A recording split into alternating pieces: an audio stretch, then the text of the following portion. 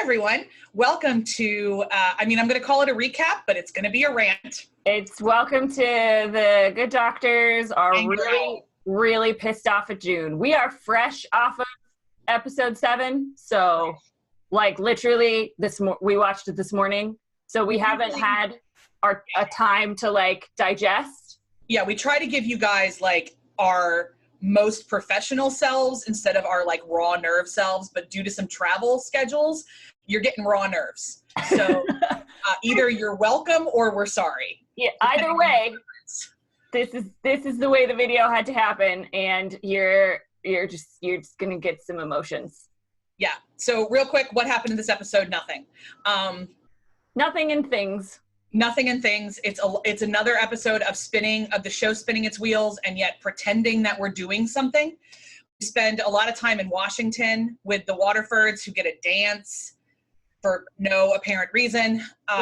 It's very much the capital in the Hunger Games. 100%. Which, I mean, Washington is always. And so like what they wanted us to show us that Washington never changes. It's always the powerful and the elite, like shaking hands and dancing around in fancy ballrooms. Like, what did that teach us? Nothing. I got it. Thanks so much. I have in fact been a human in the world, but yeah, I've been to Washington several times. Cool. The only good little bit in this for me anyway was Emily's storyline. Yeah. So we find out that the Swiss interview Emily about her supposed crimes, which of course Gilead considers all of her behavior criminal. And she, later on, Emily expresses to Moira that it was really hard to like recount some of the things in front of her wife. Yeah.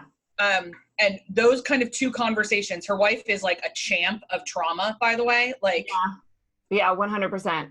Girl did some work before Emily showed up, and she's doing a great job. Giving Emily the permission to have agency over her own memories, but also reassuring her that like nothing is going to separate her love for her.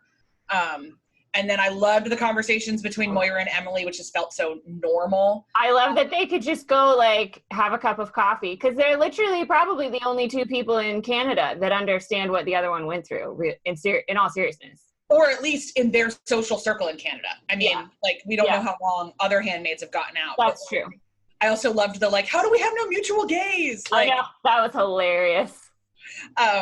So because even those of us who are allies frequently have mutual gaze. So it's so that story progressed. That was great. Huge thumbs up. Ish. And I don't think, I might not have loved it as much if the rest of like June's entire arc in this episode wasn't a flaming pile of dog poo, but like absolute turd rocket. So June okay, so you guys have watched it. You know what she did. Yeah. You know that she callously decided to essentially out a Martha, then selfishly triggered General Lawrence's wife into a panic/bipolar attack, and then decided to blame all of it on Matthew, as though June has not been a handmaid for like the last 3 seasons at least, and doesn't live in a surveillance state. Yeah, I mean, like, it's just a whole episode of bad decisions. It's a whole episode of June continuing to prioritize her goals and motivations above anybody else's and not understand the other people. I mean, we talked about this, and I know a couple of our subscribers have been commenting, Amy in particular, that like June is trying her, like this is all based on survival. 100% right. But everybody else is trying to survive too, and she has no grace for that. So we don't know why of Matthew is the devout little like spouting Christian that she is. We don't know. And the thing, like, yes, I get survival, but like storyline wise, we've already gotten that. Yeah, no, I know. But like why doesn't June understand that everybody else is just trying to survive too? Yeah, like we get tired of characters who don't grow. Yeah. I understand that in real life, this is probably exactly what June would do if this was real life. Like, but at some point, I need to see somebody set on fire as a consequence for this. And like, all June is doing is making it worse. Like, But I feel like she was a lot more calculating in previous seasons and a lot more. This is a lot more like just raw nerve electricity. Like, I feel like she was a lot more patient in past seasons. Yeah, there's no plan. She has no plan. What to what end was going? As I was watching this, I was just thinking like, oh my God, this is what it would be like if Ron Weasley had to do the entire Resistance without Hermione. Yeah. Like, June needs Hermione. She needs research. She needs strategy. She needs to practice getting into the Ministry of Magic. Like none. Girl is just running around. Girl is Harry Potter just running around without Hermione. And we all know Harry Potter without Hermione, that boy dies way early on. Way early on. And Voldemort's never defeated. And so, like, I don't know. And I think, too, of all the people that have laid their lives on the line to set June up as the heroine of their own story, and she's just shit on it every single time. That's harsh. Not every single time, but this season for sure. And I don't understand why, except, again, I'm going to keep harping on this. There is no storyline reason why for her to behave like this, except that they have no other story to tell. Yeah, because I don't understand what they wanted us to get out of this whole, even just this tiny little subplot of June finding out where Hannah is and trying to go to see her. So she was going to go get her kid and do what? Forcibly remove her from the thing and eventually be found again in the woods and shot? She doesn't know what the school looks like. She gets there and finds out there's a 20-foot concrete wall. So yeah, it looks like the High Court in Belfast, for crying out loud. Like it's a prison, which fine. I mean, Gilead, that makes sense. And they don't, obviously they want to be able to control the children. So they control what they see and who they see. And that's why there's a highly securitized gate and a wall that no one can get through. So like, what was she going to do? Did she think it was going to be like an elementary school in America and she was just going to be able to walk up to the playground and see her child? And also like, you can't even do that in an elementary school in America these days. to what end? Yeah. What was going to happen after that? Besides traumatizing Hannah further, because she doesn't have a plan to get Hannah out of there. So what was she going to tell her? I love you. I'll try and come back in another 6 months when I can. Yeah, but in the meantime, please try to be completely obedient to this new world so you don't get the tar beaten out of you. But please don't, but as a 9-year-old, try to have this level of dissonance you're not emotionally or mentally capable of. Yeah, please don't forget about me. Please don't love your parents who are kind. Like, to what end? What like Gilead, and like you made the point offline that I think is really good, that like in the previously on, we see that fight between her and Serena, where she tells Serena, like, you are selfish and this whole other thing, because like everything changed for Serena when she saw Nicole, but Gilead didn't change. Yeah. And like June's the same way. Like, June, I understand that putting Nicole in Emily's hands galvanized you to get Hannah out, but Gilead's still Gilead, child. Yeah. Like, yeah. Gilead, and so when she said to Serena, like, Serena said, everything changed when I held her. And June very wisely said, nothing changed. You changed. Yeah. So what did you change by risking yourself, risking Mrs. Lawrence, risking your Martha, risking every Martha, risking Hannah, risking the Resistance, which is entirely comprised of like Marthas and handmaids risking their lives to try and actually take down Gilead? What did you change with that, except you got more people killed? Like, I just think about like one of the principal like tensions in a story that's mythical, which at this point this has kind of taken on that thing, is the tension between all or one. You know, like you have Captain America looking at Tony and saying we don't trade lives in the whole Marvel universe. That's one of the major tensions in Marvel, is we don't trade lives. Right. And you have that in Lord of the Rings, and you have it even in Narnia. You certainly have it in Harry Potter. Yeah. But eventually the hero is the one who makes the choice for themselves to trade their own life, which is why we refer to them as heroes. Mm-hmm. June routinely trades the lives of other people. For her goals. For her own goals. But the show does not acknowledge that. She is not set up within the show as an anti-heroine. She is set up as in the show as a heroine, which I'm kind of like, writer's room. Like, y'all need to step back. Yeah. And what's storytelling here? Yeah. There were a couple things that happened in this episode that for me were just really, really frustrating and showing June's apparent now lack of foresight and also lack of accountability and responsibility. And I don't know if it's because for her own survival, her cognitive dissonance, she has had to separate herself from Gilead. I don't know, like, you know, her internal monologues and her tiny little parts of resistance where she refuses to say phrases, or she doesn't bow her head, or she makes a snarky comment, all of these little bits of resistance. I don't know if that's just for her own psychological survival, but we talked about this in a previous review, in a previous recap, right? Like, she is still a cog in this wheel.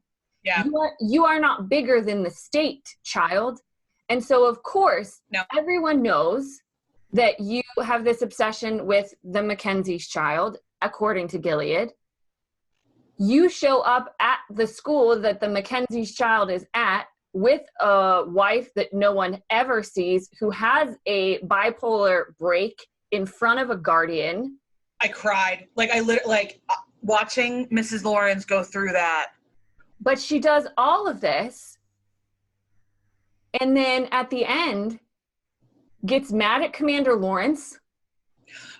You should have seen her out there. She was living. Like, you have any idea who Mrs. Lawrence is? Like, you have any idea what their marriage is?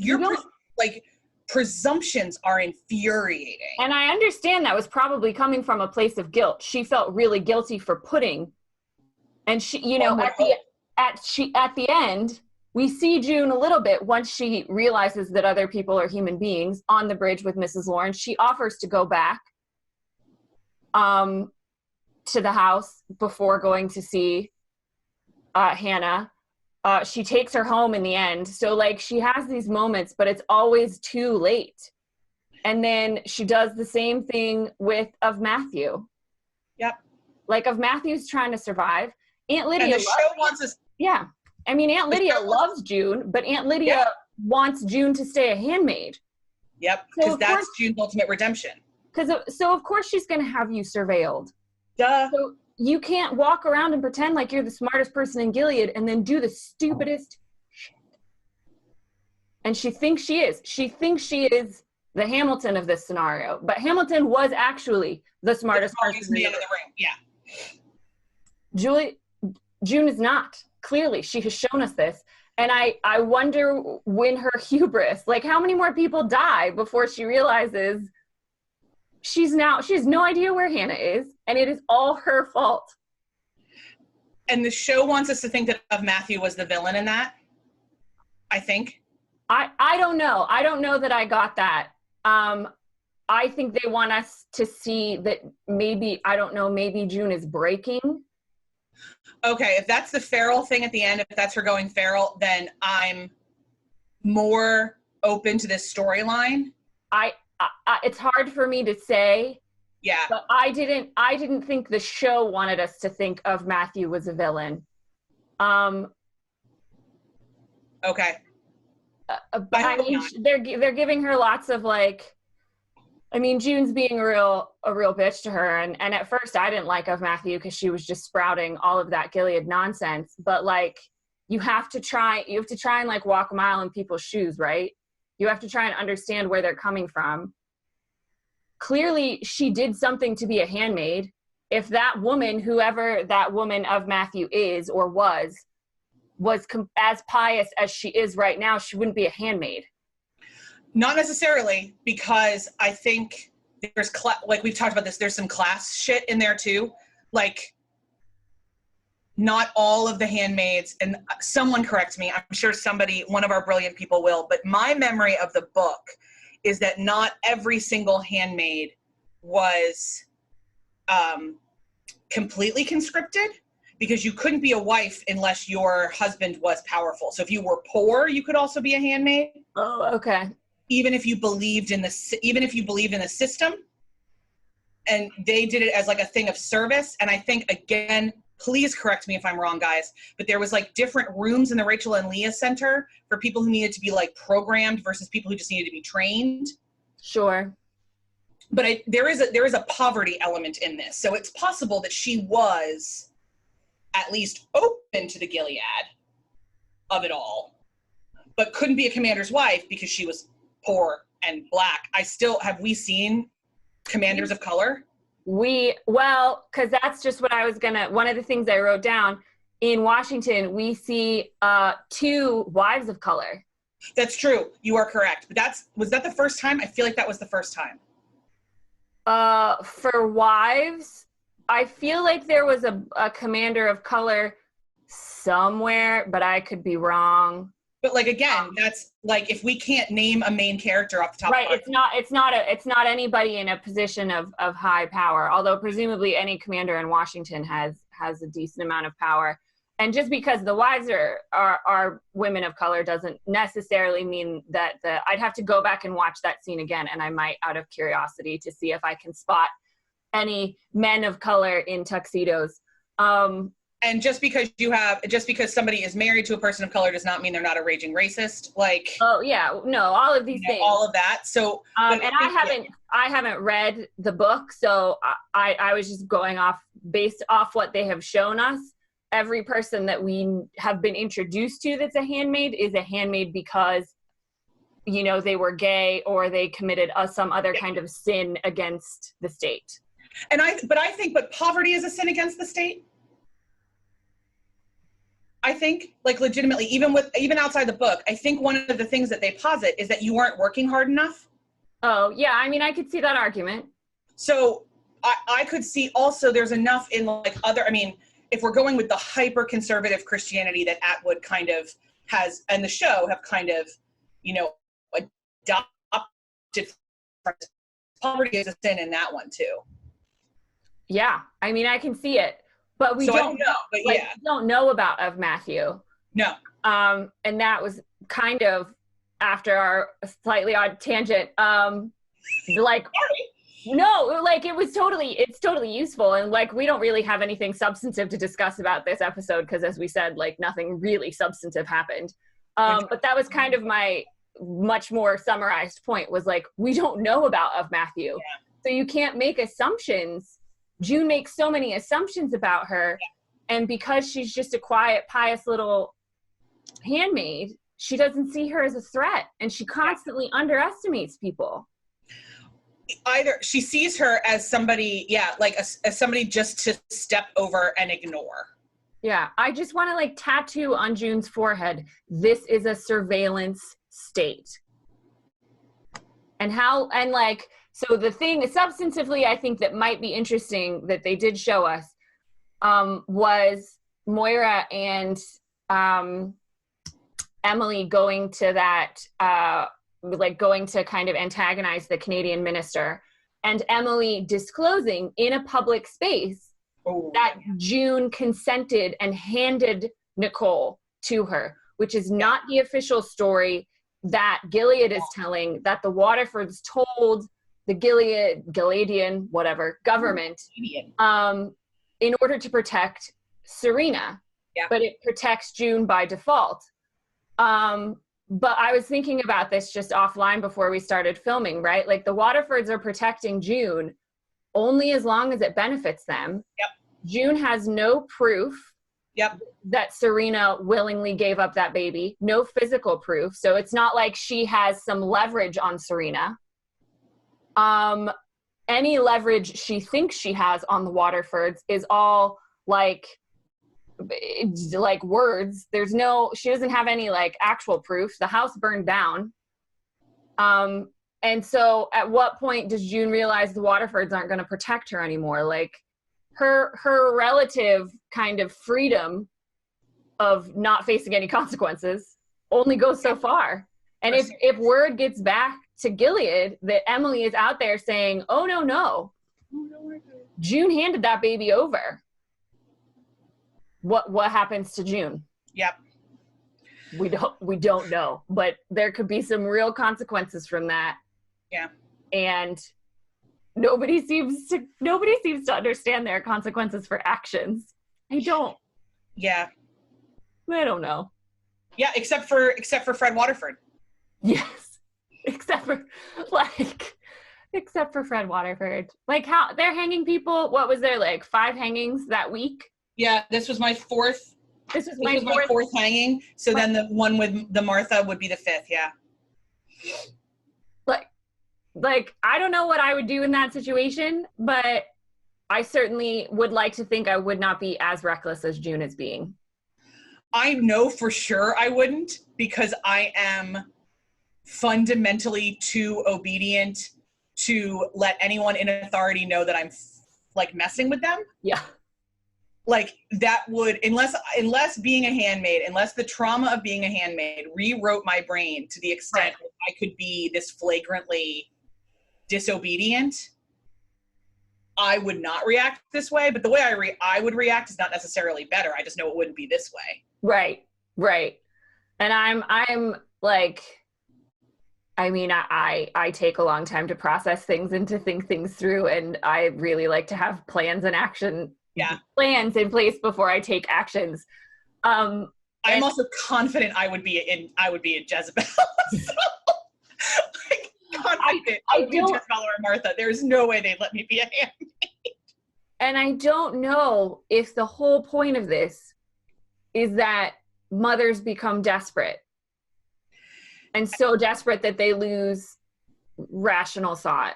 It's possible. I feel like they're telling us that with Janine. I feel like they're telling us that with Janine. I feel like they're telling us that with Serena. I feel like they're starting to with June too. Like, again, I don't know. I feel like they're starting to tell that us with June, starting at the end of last season. Like, taking a child from a mother will turn her into a illogical psychopath. I mean, maybe it does. I don't know. I don't know. I don't know if you gain rational thought back after that. No, I mean, when we talk about how trauma rewrites your brain too, I mean, like, legitimately, June's a different person, which is one of the reasons that I know, like, psychologically, people are very clear that, like, what she has with Nick is not Stockholm syndrome. Right. Which, like, I totally agree with. Yeah. But what she has with Waterford probably is. Yeah. But whatever she has with Nick isn't. And I have no idea I don't think a happy ending for June is getting back with Luke. No. I think a happy ending for June is getting her children out of Gilead. And maybe living down the street from Luke. And, you know, like, I don't think they can build a marriage after this. I don't know. I hope that the show will prove me wrong, but don't seem interested in a happily ever after for June. They don't even seem interested in a contented ever after for June. No, and I mean, maybe in just extrapolating this idea, right, of the point of trauma for June that they showed us, certainly in the first season with all the flashbacks and a bit in the second season, was when Hannah was taken from her. Yep. Like, that is the sharpest point of trauma in her mind. And that has driven a lot of her actions. And even screaming at Serena, like, you did this. You did. This is what it felt like when you ripped my child from my arms. She screamed that at her after Nicole was, like, safe. Yeah. And I hope it feels like this. I hope it feels like that did. I hope you feel like I did, having my baby ripped from my arms. Maybe that's the central trauma of this narrative, and that broke June. That's possible. And if that is the narrative that they end up telling, I think this is one of the hard things about doing this kind of conversation in the middle of a show. Right. Because we can't tell if they're spinning wheels or building something. Right. And it really can go either way at this point. Yeah, it's all supposition. And so, I mean, if the narrative of Handmaid's Tale is that ripping a child from their mother's arms militarizes the mother's trauma, that's an interesting narrative. It is, yeah. if it is just that June's a selfish human who will stop at nothing and ultimately never destroy Gilead, I'm going to start getting some real Lost vibes from this show. Yeah, because that's what and I know they always progress the narrative a lot faster in the last couple of episodes, like of seasons 1 and 2, they kind of ratchet things up. So right now I'm kind of waiting to see what plots they ratchet up from the ones they've introduced this season. And like, I would like bigger hints of how this might wrap up, but maybe they won't give it to us because maybe they want us to not know and to not be able to figure it out. But I would feel a lot more comfort if they would give us some hints that this is going to wrap up. Yeah. For me, the thing is always with narratives, and this is why I have so many problems with personally just how a couple of storylines in Game of Thrones ended up. I don't really care where you take me necessarily as a story. As long as it makes sense. I care that you know what you're doing. Yeah, as long as that's the story you told me. Yeah. Like, yeah, that's why I broke up with Lost. That's why I will forever be mad about Jaime Lannister's arc in Game of Thrones. That wasn't that. I will put that on my grave that wasn't the story they told us. No. About Jaime Lannister. Nope. And I'm not sure what story they're telling us about June. A couple times I've thought that I've known, and then they've told me I was wrong. And that's fine. Yeah, and I'm fine with that. As long as when we finally get to the end of this thing, I can see the arc. I can see the thread. Yeah. And what kind of encourages me in our frustration right now is that I read a bunch of reviews after we worked this, like from Vulture and from Forbes and a couple others, and like everyone's where we are. Okay, I'm going to go back and reread, especially ones about the last episode, because we were really frustrated about that. Yeah. Like the headline of the Forbes one, hold on, I'm digging. For this episode or for last episode? No, for this episode, because I think the critics get it a day before. Oh, right, okay, so the reviews. Yeah, so Eric Kane at Forbes says, under his eye fails to impress. Yeah. Okay. And there's a couple others that are like, there's a couple others that are like, real, you guys got to decide what you're doing. Yeah. So, yeah. We don't seem to be alone, which also makes me think like, okay, I mean, we are not alone with the Jaime Lannister thing either. But that always makes me think like, okay, it's not just that I'm mad because I don't think the show understands trauma, or it's not just that I'm mad because I'm a giant nerd. I'm mad because they're not doing the work. Right. I mean, we always use this analogy of like, it's one of those like long division math problems, right? Yeah. Like, you just can't write the answer at the bottom. You have to show the work. Yeah. Again, Chekhov's gun. You've got to if you're firing the gun in 3, you've got to put the gun on the wall in 1. Yeah. And a lot of things didn't happen in this episode, which is fine. I don't expect them to touch on every storyline in every episode, but for me, looking forward, I want to know what's going to happen with that satellite phone. I want to know what happens in Chicago. What's happening with Nick. Obviously, I was a little bit nervous about how they've decided when Commander Winslow came to Waterford and said, like, we might be able to get an extradition treaty, but it's going to take some time. And yeah. I'm like, how long are we going to have this? Yeah. How long is Nicola McGuffin? Yeah. How long is she leverage? Are they going to fight for extradition of everyone who's escaped Gilead? Like, do they want Moira and Emily back, or do they just care about the children? And like a couple of the reviews I read, and like, I'll throw them in. I think the Forbes one in particular, because that's the one I read right before we started filming. So apologies for the consistent shout out. But like, he made the point that like this whole idea of leveraging a child is really inconsistent with everything we've seen from Canada so far, in terms of how they were how they've navigated their refugees. Like, yeah. Like even the fact that like, are they having to bird dog the ambassador because they're shifting their policy, or are we led to believe this is how they've always been? Because that doesn't track. Right. And I mean, we learned from the bird dogging that they don't have an official policy. Which sounds crazy to me. Like, why wouldn't you? Because it's been 5 years. Why wouldn't you have an official policy on refugees from Gilead?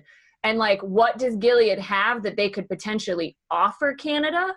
It's, yeah, like, I understand why they're scared of Canada. It's got to be nukes. But, like, what? Scared of Gilead. Scared of Gilead, sorry. Yeah. Like, it's got to be nukes. Like, there's nothing other than a modern nation state is that afraid of, or chemical warfare. Yeah. But, like,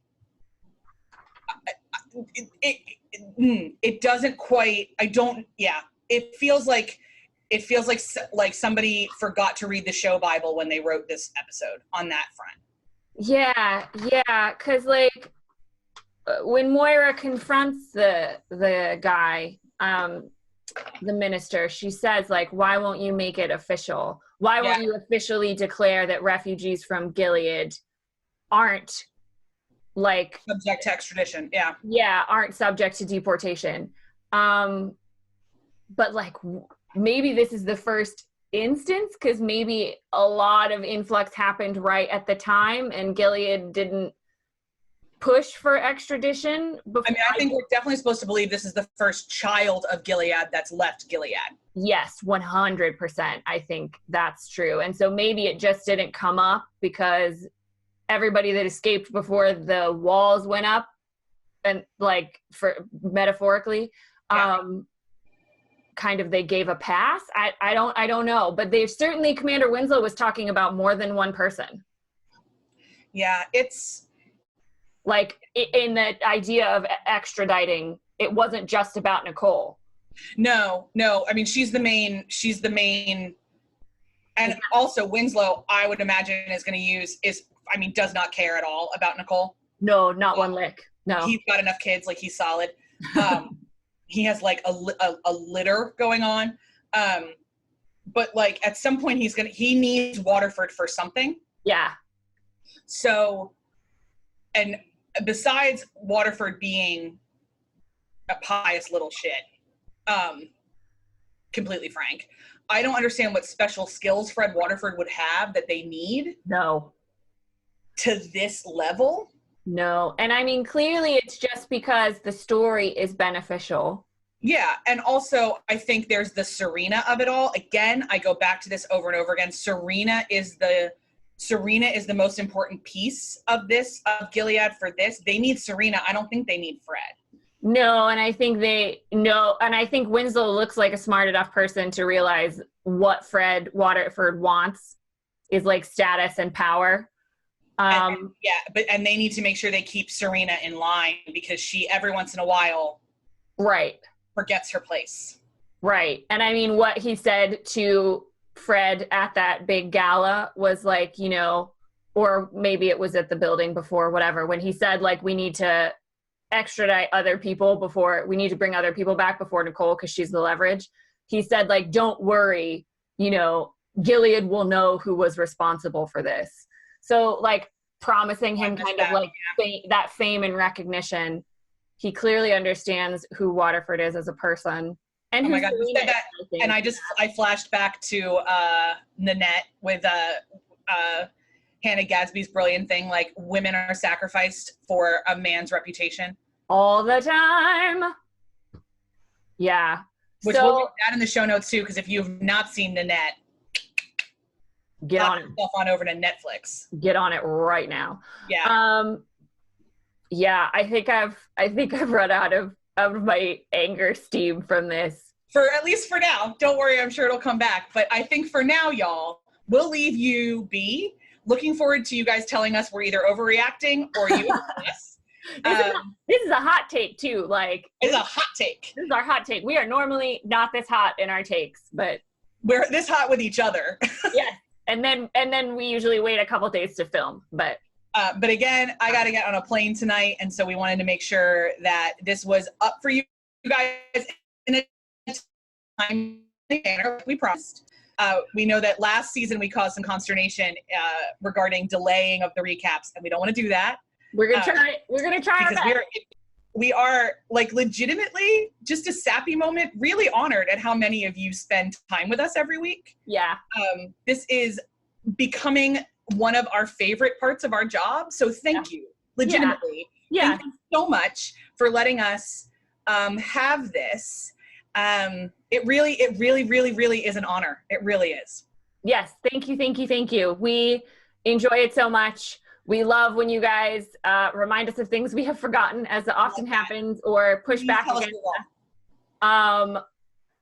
I can only hold so much in the old noggin. But yeah, it's one of the best parts of what we do. We're really, really delighted and can't wait to hear your ranty thoughts about this episode. So we're going to take a deep breath. We're going to remember it's just a TV show. Swear it is.